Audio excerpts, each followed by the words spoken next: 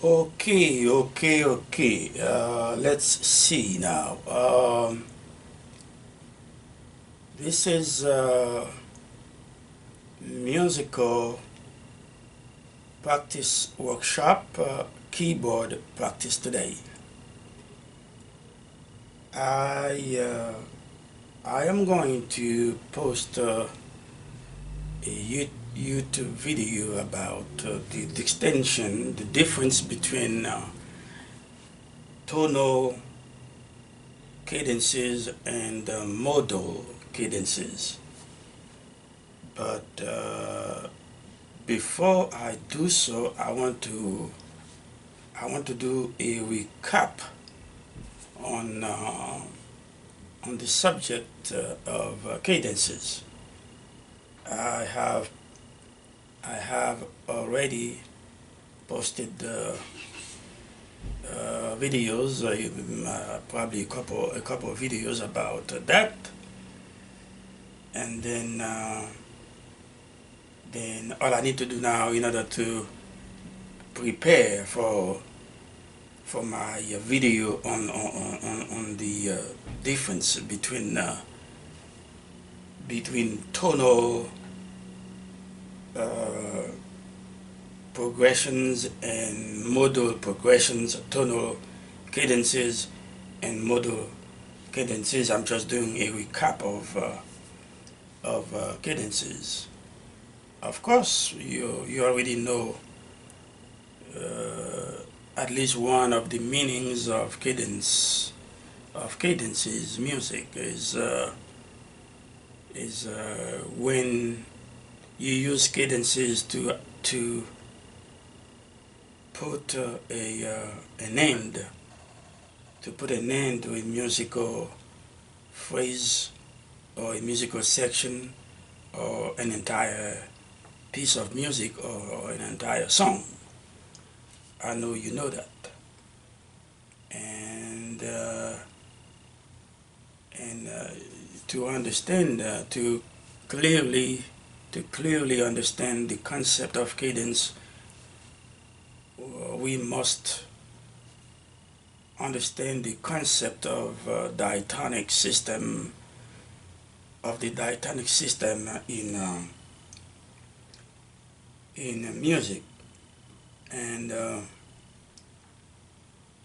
we already we know that diatonic when we refer to the word diatonic, we're talking about a scale which can be major scale or its modes. We're talking about the modes and the scale and the major scale. We're talking about a major scale and the modes in the scale, and all the seven notes in the scale, and the chords that we we built on each note of the scales. They belong to that particular scale. Okay. So because they belong to the scale, so they are diatonic to the scale. They belong to the scale.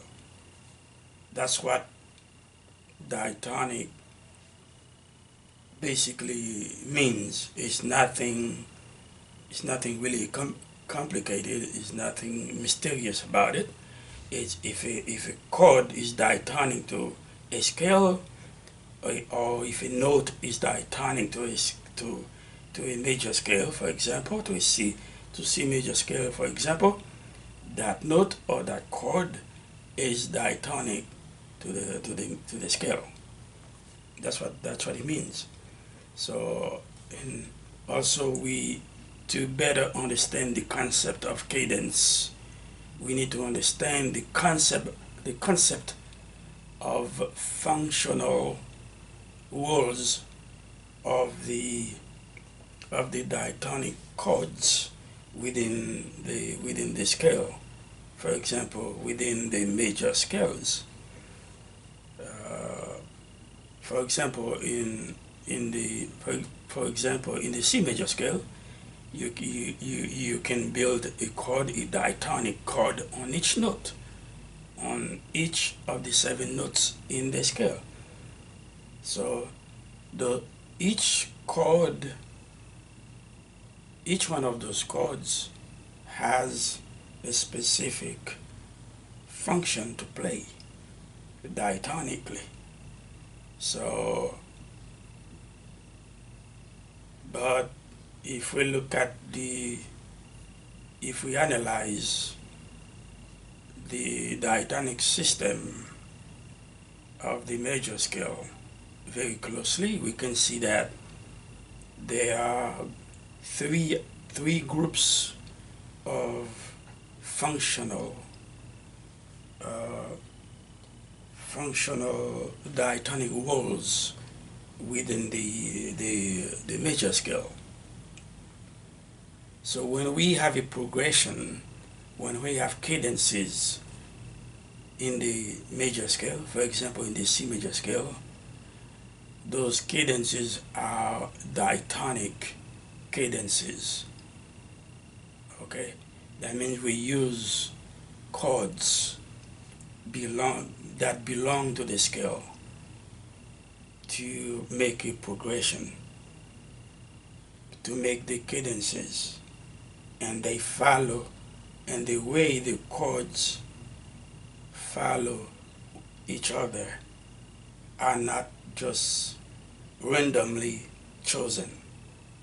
Okay, they there's one thing that we need to remember.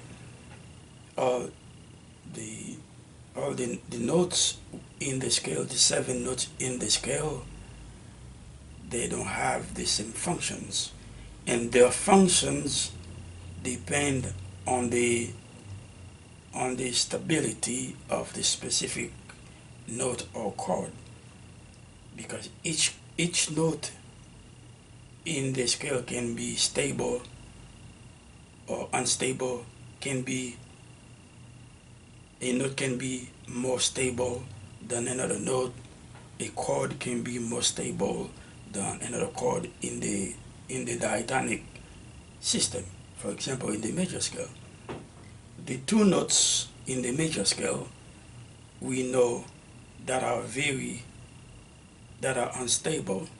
That means they're unstable because they require resolution to a stable chord, okay, or to a stable note. A note that is unstable requires resolution to a stable note, or a chord that is unstable requires requires resolution to a stable chord.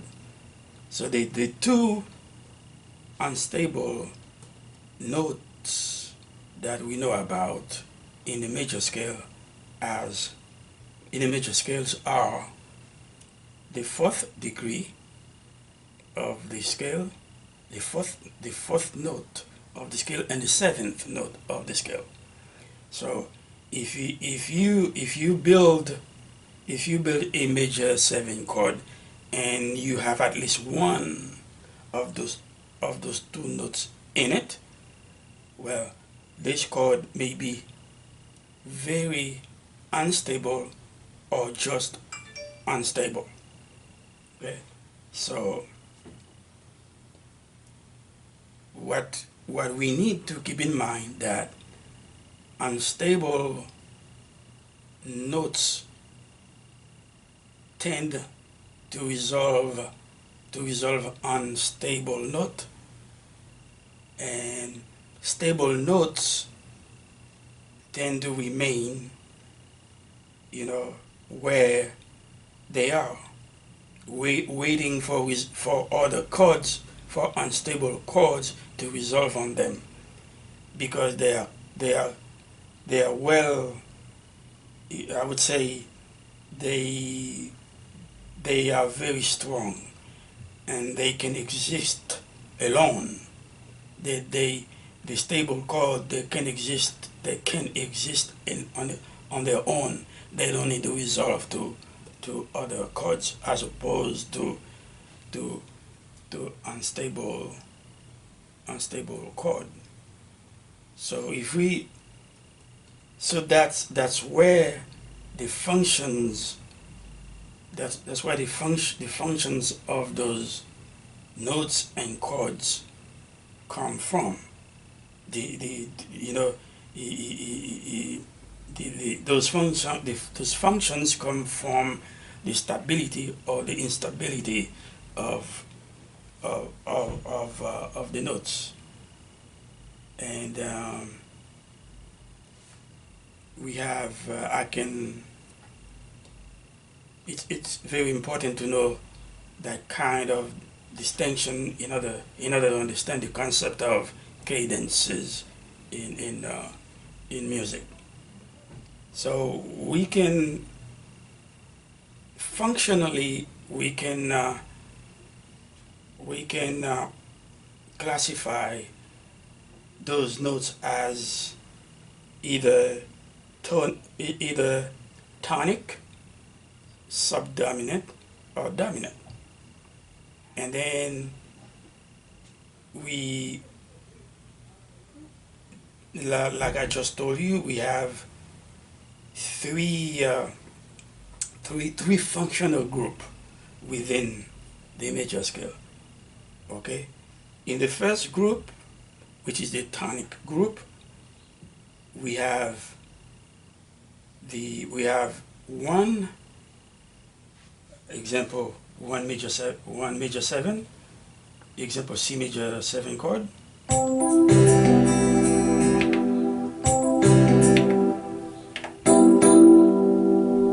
Okay, C major 7.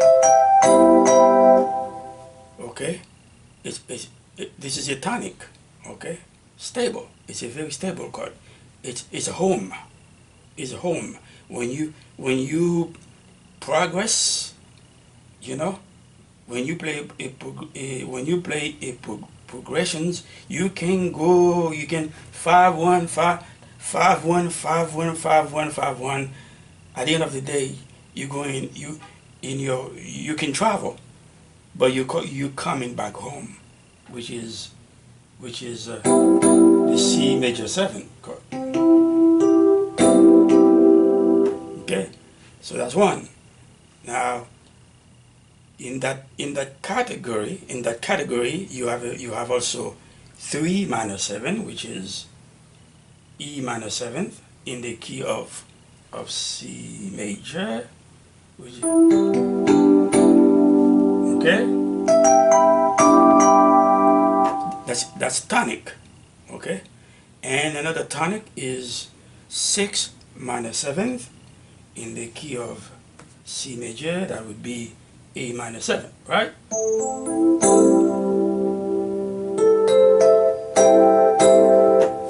Those are your 3 tonics. Their functions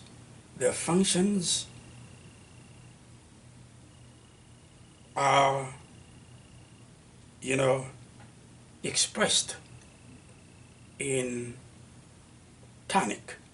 Okay, then of course now we're going to move to the subdominant.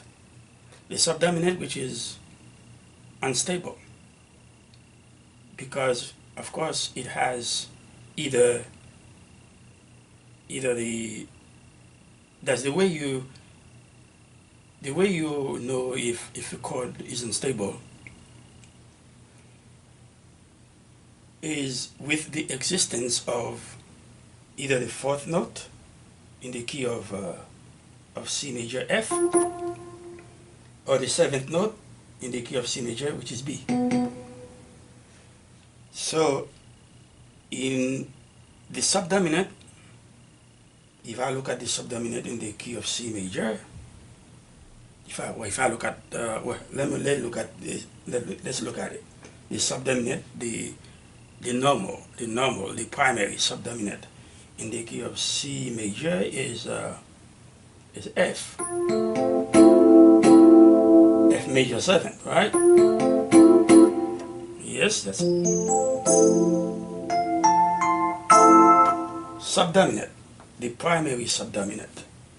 So if I look, I have F in it.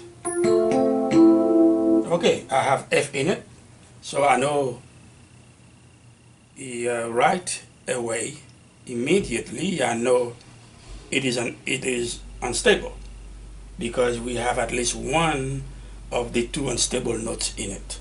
We got the F, okay? But it is not very unstable. It's just unstable.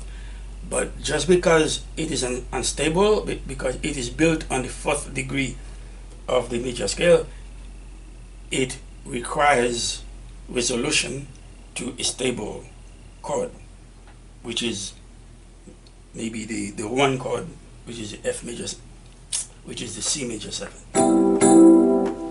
Okay, so in the sub and in the sub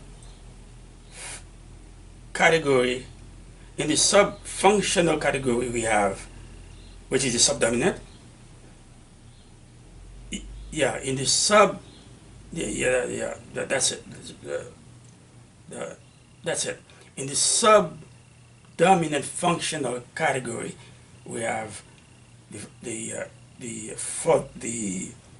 chord built on the fourth degree of the scale, and the chord built on the second degree of the scale, which is a minor chord.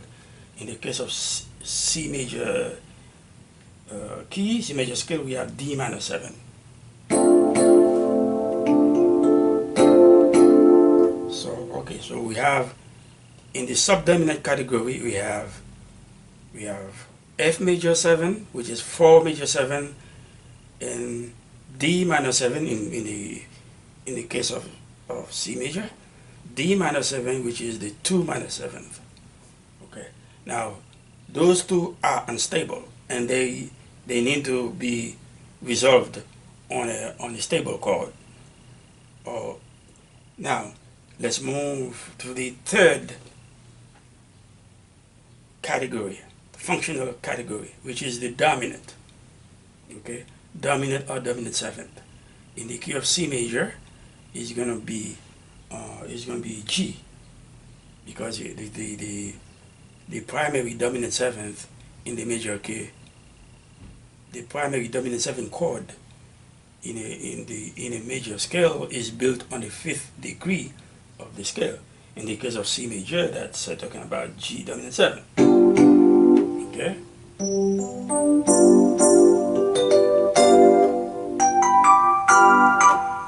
Okay.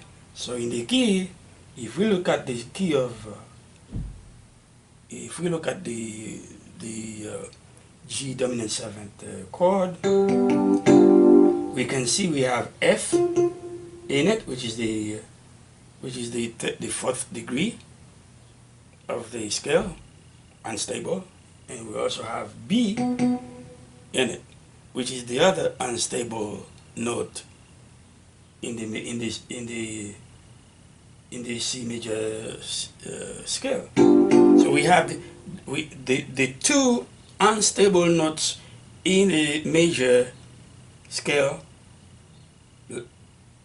In this case, C major scale, F and B. Those two unstable notes are included in the dominant 7th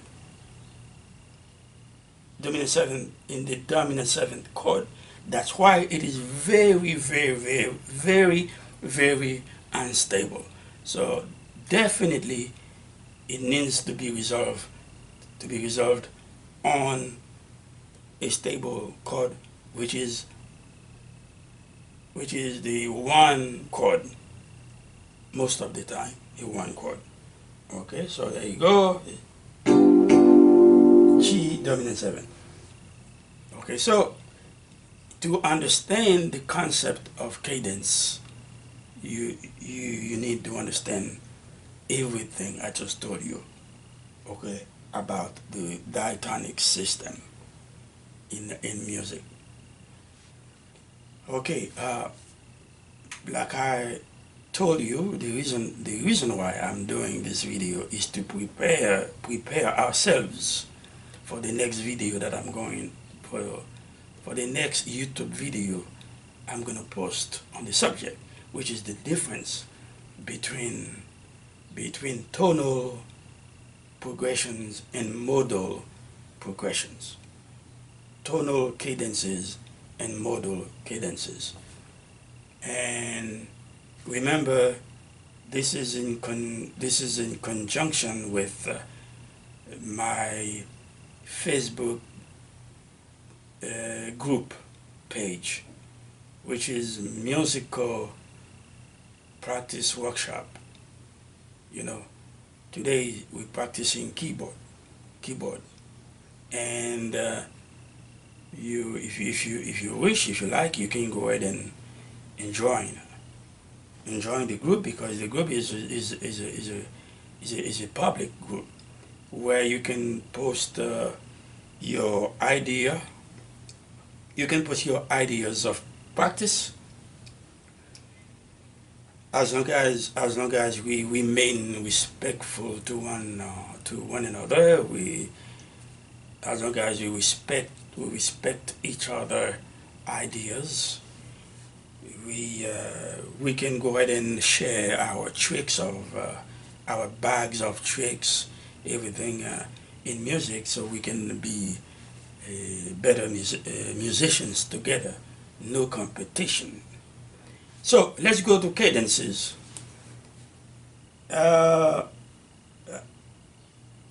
You know, I think I already defined cadence, which is actually putting an end to a musical phrase, you know, in harmony. Okay, you can end if a musical phrase with a cadence. You can end a musical section with a cadence. You can end an entire song or piece of music with a cadence. We have, I you know, I have posted videos about cadences already, YouTube videos. You can go and check them out. But I am going to do a recap of what I covered, and maybe add a little more to it. Type of cadences. Okay, let's go with the first one. The first one is authentic cadence or perfect cadence. Okay, this is when you play a progression. When you're gonna end your music, you play a progression playing the dominant or dominant seventh, or it can be dominant 9, dominant 13. You play a dominant and you play a dominant and you resolve on the 1 chord. Okay, it's just like you can play the in the key of C major, for example. You can play the you can play the G dominant 7, and then you resolve the G dominant 7 to the 1 chord, which is C major 7. Okay, this is a perfect cadence or an authentic cadence. Okay, so but one thing you need to remember, you can resolve. I mean, it doesn't have to be just dominant. The dominant chord doesn't have to be just dominant or dominant 7. It can be dominant 7, it can be any type of dominant, chord. And the 1 chord also doesn't have to be just C major 7, for example. It can be C major 6. It can be C major 9. Okay. Okay, it can be C major 6, 9, and so on and so on. But if you're going to resolve the dominant 7 chord to the 1 chord, in the dominant group, functional group, you have another chord, okay, which is the 7 minor 7 flat 5 chord. In the case of C major chord, it is going to be, it is the B flat not B flat, it is B minor 7 flat 5. So you can substitute those two chords, the G dominant 7th chord and the B minor 7 flat 5 chord in the key of C major, and resolving on the or to the 1 chord. Okay, because in the group of dominant, in the functional dominant group, you have two chords. G, you have the dominant chord or dominant 7, and you have the 7 minor 7 flat 5 chord. Okay, so that's your perfect cadence, authentic cadence, dominant, resolve on 1. Okay, and also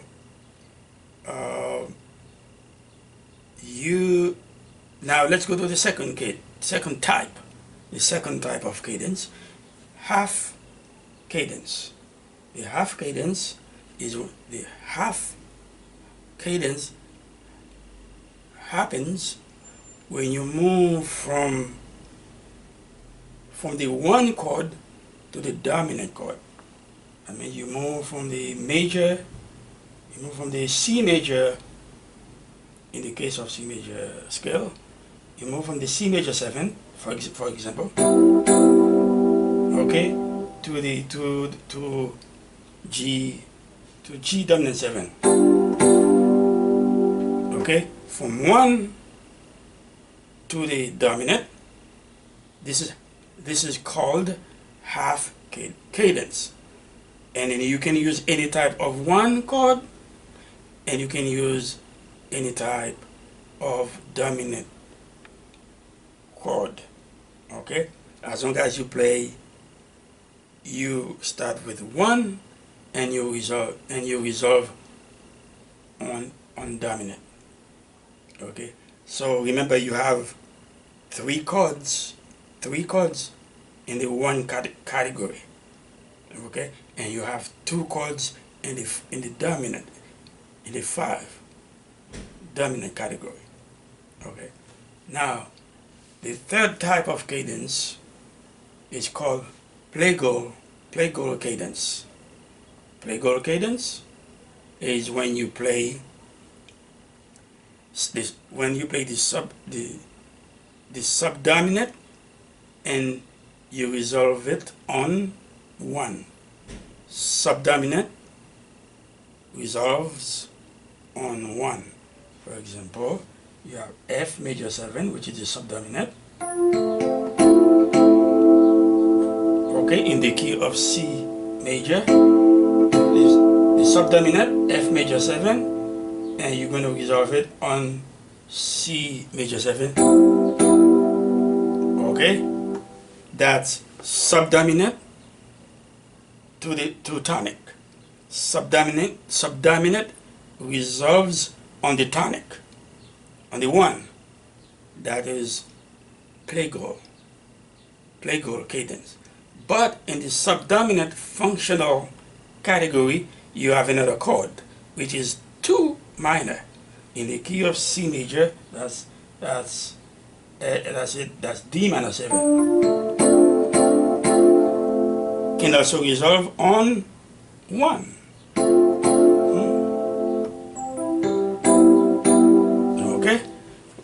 Okay, you have two chords in the subdominant category, functional category. The 4th and the 4th major 7 and the 2 minor 7. Okay, in the key of C major, that's F major 7th and 2 minor 7th. Okay. Now let's go. There's another cadence that I was thinking about. What if I'm playing, for example, I'm playing 5-1, okay, which is G in the key of C major, G dominant 7. I'm supposed to resolve on the one chord, on the tonic, which is C major 7, right? Okay, what if I choose to resolve, what if I choose to resolve my dominant 7th chord to a one chord, to the tonic, but not the major tonic, instead the relative minor of C major, which is A minor. Okay, instead of resolving my G dominant 7 to the one chord, which is C major 7, I'm going to resolve it to the one relative minor to the C major 7, which is A minor, right? Okay, I'm going to play A minor 7. You can do that. So G dominant 7, instead of resolving on the one major chord, I resolved my dominant 7 chord on the relative minor 1 chord to the C chord, which is A minor. Well, that cadence is called deceptive.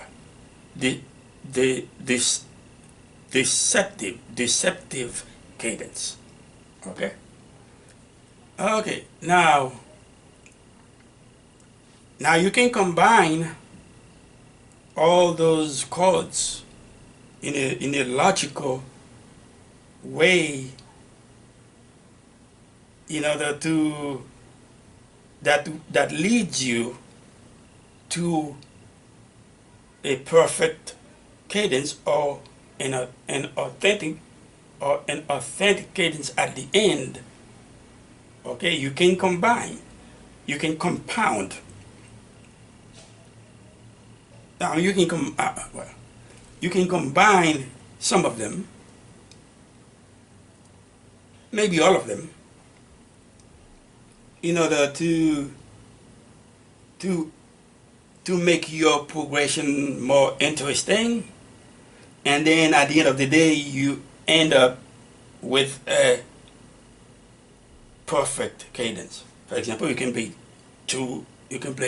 2-5-1. Let me see if I can do that here. Okay, in the case of C major 7, in the case of C major scale, you can play 2 minor 7, and then you play 5, and then you play 1. That's a compound. That's a compound cadence, or extended authentic cadence. If you put some rhythm in there, let me see. Yeah. Okay, 2 minor 7.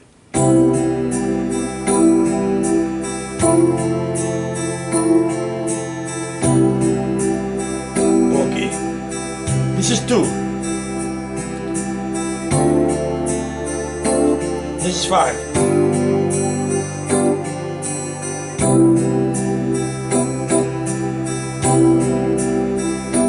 2 minor 7. G dominant 7.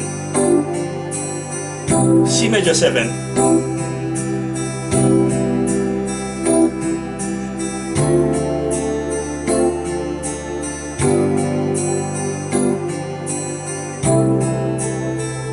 C major 6.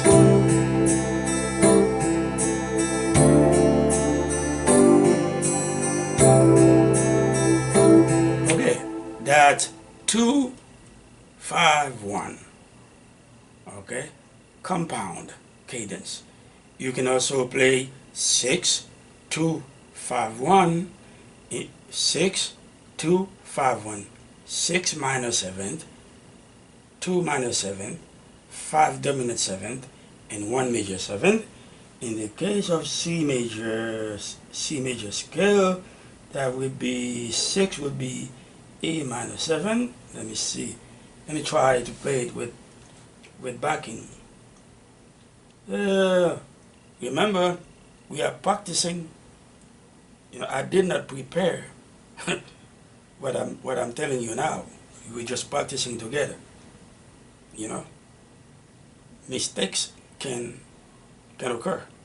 Let's see here. A minor 7. Okay. 2 minor 7.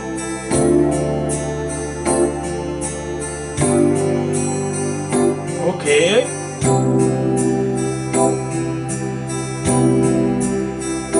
Six.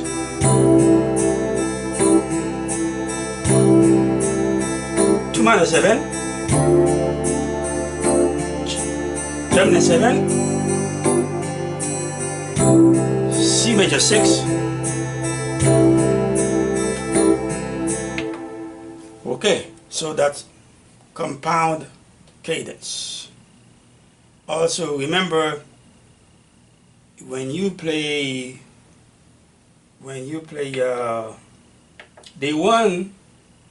the tonic doesn't have to be major. It can also be minor. Okay, instead of a C major 7, you may end the music playing C minor 7 instead. Instead of C major 7, you may end up ending your music with C minor 7 instead. That would be, let's see, this is C. Okay, let me play inversion. I'm gonna play. Okay, I play inversion instead. That's second inversion right here. So it's gonna be something like this. This is C. This is C minor 7. Okay, let me see. Let me try something here. Let me play 2 minor 7. Okay. Alright. 2 minor 7.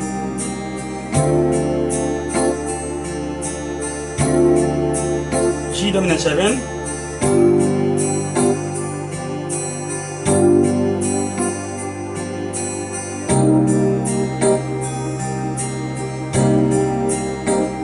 Okay.